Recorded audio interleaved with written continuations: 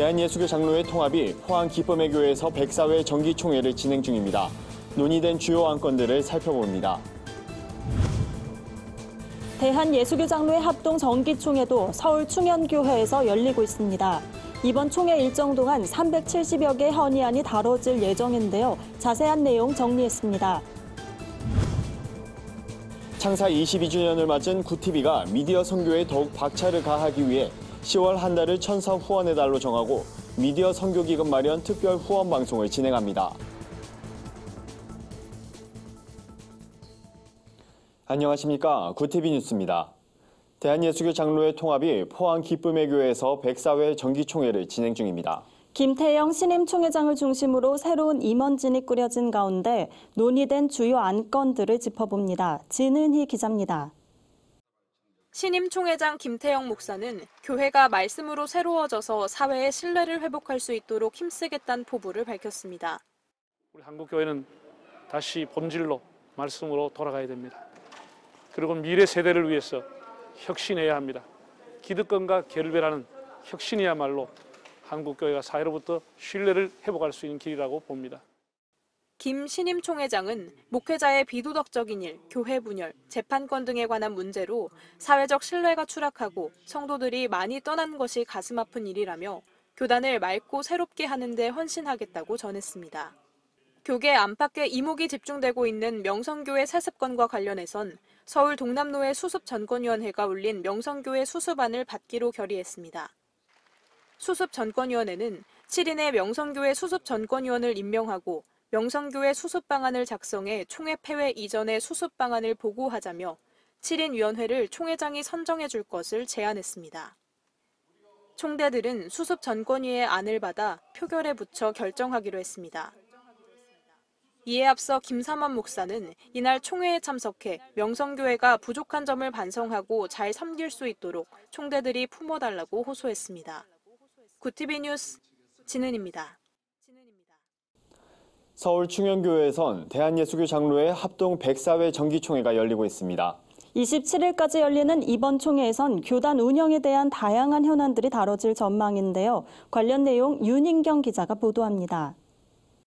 총회 첫날 개회 예배 직후 진행된 임원 선거에서 김종준 목사가 신임 총회장에 추대됐습니다. 김종준 총회장은 개혁을 통해 교단을 회복시키겠다는 의지를 피력했습니다. 104회기는 회복을 위한 구조를 완전히 바꿔놓으려고 합니다. 우리 총회가 장자교단으로서 한국교회를 섬기고 조국 대한민국과 한민족을 섬기며 세계 선교에 헌신하는 총회가 되도록 해야 됩니다. 이것이 제가 꿈꾸는 총회의 회복입니다. 이번 총회에 상정된 헌의안 가운데 특히 총신대학교 정상화와 여성사역자 강도권 부여 등이 관심을 모았습니다. 총회는 반기독교 세력대응위원회를 상설기구로 격상하고 총신대와 각 신학교에 올바른 동성애 교육 강좌를 요청하기로 결의했습니다. 기독교 진리에 위협이 되는 동성애 문제가 심각하다고 판단했기 때문입니다. 여성사역자에게 강도권을 부여하자는 안건은 올해도 부결됐습니다. 총대들은 총신대 신대원을 졸업한 여성 사역자에게 강도사고시를 치를 수 있도록 하자는 안건에 대해 1년 더 연구한 뒤 보고하라며 돌려보냈습니다. 학교 사유화 논란으로 갈등을 빚었던 총신대학교 재단이사회 문제는 재단이사 전원의 공개 사과로 마무리됐습니다. 총신 전 재단이사 및 감사 전원을 총회 석상에서 사과키로 하다. 이분들을 총회에서 이렇게 용서하시고 박수로 받았기 때문에 이분들에 대해서는 혹시라도 이 일로 인해서 다른 핸디캡이 없도록 그렇게 원인 부여해 주시면. 4박 5일간 이어지는 총회에선 목사 장로 은퇴 연령을 75세로 연장하는 안건과 총회 총무직을 대외 총무와 대내 총무로 이원화하는 안건 등이 다뤄질 예정입니다. 굿TV 뉴스 윤인경입니다. 굿TV가 창사 22주년을 맞아 미디어를 통한 선교 영역 확장에 나섭니다. 이를 위해 10월 한 달을 천사 후원의 달로 정하고 미디어 선교 기금 마련 특별 후원 방송을 10월 첫 주부터 시작합니다. 낮은 곳으로 임하소서란 주제로 진행되는 특별 후원 방송은 세상 가장 낮은 곳에서 가난하고 병든 자들을 섬긴 예수님의 삶을 본받겠다는 의미를 담았습니다. 이 땅에 위로가 필요한 사람들에게 도움의 손길을 연결해주는 미디어 선교의 소명을 다하겠다는 겁니다. 총 3부작으로 방영되는 특별 후원 방송에선 구티비가 처음으로 시작된 지난 1997년부터 현재까지 사역을 통해 만난 전국 곳곳의 이야기를 들어볼 예정입니다. 특히 삶의 고난과 위기 속에서 하나님을 만난 성도의 간증과 탈북민들의 생생한 신앙일기, 글로벌 선교 방송단 교회 기자들의 취재담은 시청자들에게 큰 감동을 줄 것으로 기대됩니다. 구티비는 10월 한 달을 미디어 선교 천사 후원의 달로 정하고 한국교회 성도들이 미디어 선교에 동참할 수 있는 시간을 마련했습니다. 구티비 미디어 선교에 동참하고 싶다면 10월 중 언제든지 구티비 사옥을 방문하거나 ARS와 계좌 입금을 통해서 후원의 손길을 나눌 수 있습니다.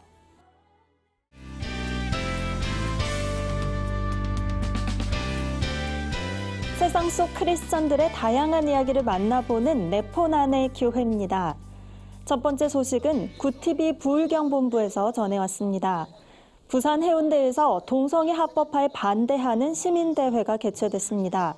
같은 날 인근에서 열린 퀴어 행사에 맞선 건데요. 동성애 스탑 총 걸기 대회는 건강한 부산 만들기 시민연대가 주최하고 레알러브 시민축제가 주관했습니다.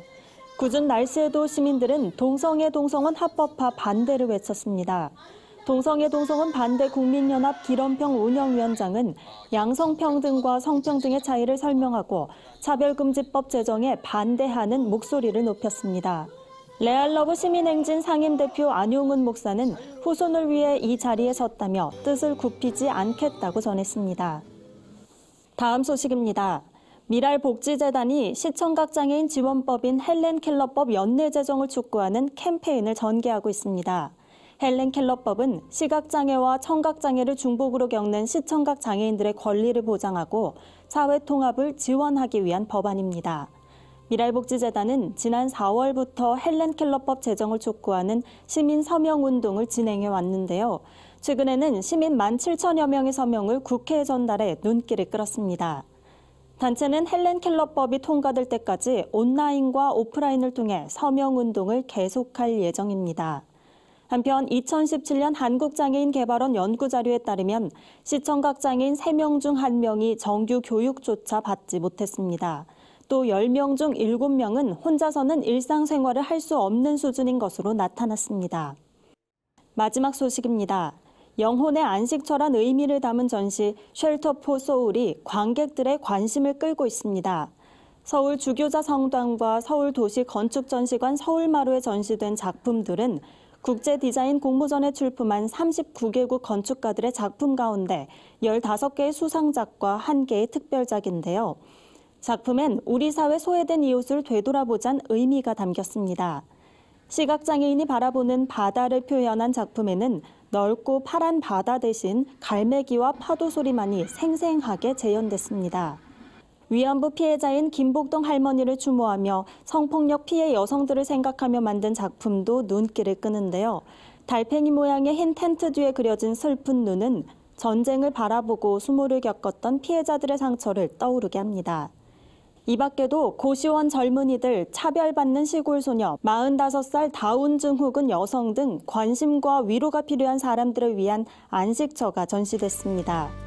네포난의 교회는 시청자 여러분의 제보를 기다리고 있습니다. 함께 나누고 싶은 영상이 있다면 전화나 이메일로 참여해 주시기 바랍니다. 오늘의 사회 이슈를 박은결 기자가 종합해 드립니다. 오늘의 이슈 포커스입니다. 한미 정상은 현지 시간 23일 오후 열린 정상회담에서 북한의 대화 재개 의지를 긍정적으로 평가했습니다. 두 정상은 이를 토대로 빠른 시일 내에 북미 실무 협상을 재개해 한반도 비핵화의 실질적인 진전을 이뤄나가자고 합의했습니다. 이어 대북 무력 행사를 하지 않는다는 기존의 약속도 재확인하고 양국 경제 협력을 포함한 한미 동맹을 지속해서 강화하기로 했습니다. 이는 최근 지소미아 종료 선언으로 불거진 한미 간 균열 우려를 상당 부분 불식한 것으로 평가됩니다. 법무부는 24일 법무검찰개혁에 관한 국민 의견을 수렴하기 위해 홈페이지에 국민제안 공간을 열었습니다. 홈페이지 하단에 법무검찰개혁에 관한 국민 제안 바로가기를 누르면 열린 장관실 메뉴로 연결돼 의견을 등록할 수 있습니다. 검찰개혁 추진지원단은 접수된 국민 제안 의견을 곧 출범할 제2기 법무검찰개혁위원회 안건으로 건의하는 등 정책에 적극 반영할 계획입니다. 법무부는 조국 장관이 전국 검사와 검찰 직원들로부터 검찰 조직 문화와 근무평가제도 개선 방안, 검찰 업무에 관한 고민, 검찰 개혁에 관한 의견 등을 자신 명의 이메일로 직접 받는다고 전했습니다. 네이버의 웹툰 전문자 회사 네이버 웹툰이 미국, 일본 등 100개국에서 만화 분야 수익 기준 1위를 달성한 성과를 공개했습니다. 네이버 웹툰은 24일 잠실 롯데월드타워에서 기자회견을 열고 이같이 밝혔습니다. 김준구 대표에 따르면 네이버 웹툰이 올해 전 세계 매출 6천억 원을 달성했으며 올해 2분기 유료 콘텐츠 거래액은 전년 동기 대비 81% 증가했습니다. 김 대표는 디즈니 못지않은 세계적 엔터테인먼트 기업으로 도약할 수 있도록 원천 콘텐츠로서 가치를 높이며 성장을 이어나가겠다고 말했습니다. 구티비 뉴스 박은결입니다. 글로벌 선교 방송단과 함께하는 교계 소식 전해드립니다. 부천 참 좋은 교회 최옥찬 교회 기자가 보내온 소식입니다. 부천 참 좋은 교회가 성악가 황영택 안수 집사를 초청해 간증 집회를 열었습니다. 황 집사는 건설 현장 크레인 기사였던 시절 불의의 사고로 하반신 장애를 갖게 됐습니다. 하지만 신앙인 아내의 헌신적인 사랑으로 모든 역경을 이겨낼 수 있었다고 고백했습니다. 황 집사는 휠체어 테니스 국가대표로 활동했던 이야기와 성악을 하게 된 배경을 전하며 성도들에게 꿈과 희망을 포기하지 말 것을 당부했습니다. 한국대학생 선교회를 창립한 고 김준곤 목사의 10주기 추모 행사가 오는 28일 서울 부암동 CCC 본부에서 개최됩니다. CCC 관계자는 이날 추모 행사가 고 김준곤 목사의 지나온 신앙의 여정과 헌신이 담긴 사역의 발자취를 돌아보는 시간으로 진행된다고 밝혔습니다. 추모 예배와 더불어 학술 발표회, 어록 전시회 등의 시간이 마련될 예정입니다. 서울 남대문교회가 제2회 알렌 기념상에 사단법인 한국기독교역사연구소를 선정해 시상했습니다. 알렌 기념상은 우리나라 첫 상주 선교사이자 의사, 외교관이었던 호레이스 알렌의 사역을 기념하기 위해 제정됐습니다. 한국기독교역사연구소 윤경로 이사장은 1982년 연구소가 발족한 이래 교회사 연구를 통한 하나님 나라 확장 노력을 인정해 주셔서 감사하다고 소감을 밝혔습니다. 이상으로 뉴스를 마칩니다. 구티비 뉴스는 인터넷 신문 데일리 굿뉴스를 통해서도 보실 수 있습니다. 시청해주신 여러분 고맙습니다.